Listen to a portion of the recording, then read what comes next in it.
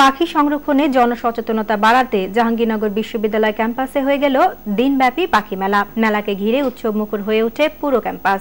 সারাদিন আনন্দমুখর পরিবেশে পাখি পর্যবেক্ষণ করে দর্শনার্থীরা। এ ধরনের আয়োজন নতুন প্রজন্মকে পাখি সম্পর্কে জানাতে সহায়তা করবে বলে মনে করেন আয়োজকরা। সাভার সংবাদদাতার পাঠানো তথ্য ও ভিডিও নিয়ে রেজওয়ান করিমের ডেস্ক রিপোর্ট। 2001 সাল থেকে ধারাবাহিকভাবে জাহাঙ্গীরনগর বিশ্ববিদ্যালয়ে অনুষ্ঠিত হয়ে আসছে পাখি মেলা। মূল লেকগুলোতে পাখি না আসায় ব্যতিক্রম ছিল কেবল গত বছর। বিশ্ববিদ্যালয়ের জহির রায়হান মিলনায়তনের সামনে এবার মেলার উদ্বোধন করেন তথ্যমন্ত্রী হাসানুল হক ইনু। শিক্ষার্থীদের পাখি সংরক্ষণের গুরুত্ব জানাতে পাঠ্যবইয়ে এ তথ্য অন্তর্ভুক্ত করার উপর গুরুত্ব আরোপ করেন তিনি। এখানে আমি তিনটি কারণ দেখি।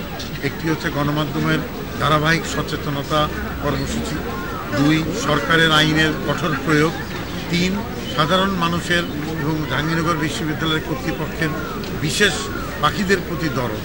এই সব কিছু মিলিয়ে বাংলাদেশ ক্রমাগত পাখিদের জন্য একটি নিরাপদ দেশ হিসেবে গড়ে উঠেছে। মেলা উপলক্ষে পাখি দেখতে ভিড় জমায় হাজারো নিসর্গপ্রেমী। পাখির কলকাকলি আর ডানা ঝাপটানোর শব্দ আনন্দ দেয় দর্শনার্থীদের।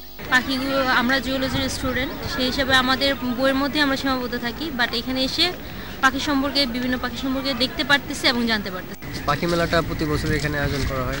এটা বাংলাদেশে পাখি পাখি যে কমে যাচ্ছে, এটা মানুষের মধ্যে সচেতনতা সৃষ্টি করছে। মেলাকে ঘিরে আয়োজন করা হয় আন্তঃবিশ্ববিদ্যালয় পাখি চেনা ও পাখি বিষয়ক কুইজ প্রতিযোগিতা, পাখির আলোকচিত্র ও পত্রপত্রিকা প্রদর্শনী, টেলিস্কোপে শিশু কিশোরদের পাখি পর্যবেক্ষণ এবং পাখি আঁকা প্রতিযোগিতা সহ নানা কর্মসূচি।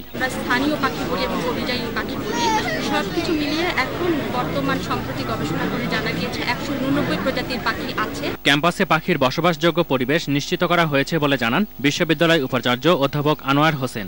জাহাঙ্গীরনগর বিশ্ববিদ্যালয়ের যে ছাত্র, শিক্ষক সবাই মিলে, পরিবার, তারা সবাই সচেতন হয়েছেন এবং খুব চেয়েছেন। মনে হয় পাখিরা আমাদের মনের কথাটা বুঝতেও পেরেছে। পরিযায়ী পাখির বসবাসের যথাযথ ব্যবস্থা করলে এদেশে এদের স্থায়ীভাবে থাকার সম্ভাবনা রয়েছে বলে মনে করেন পাখি বিশেষজ্ঞরা। রেজওয়ান করিম, মোহনা, ন্যাশনাল ডেস্ক। সংবাদ শেষ করার আগে শাপলা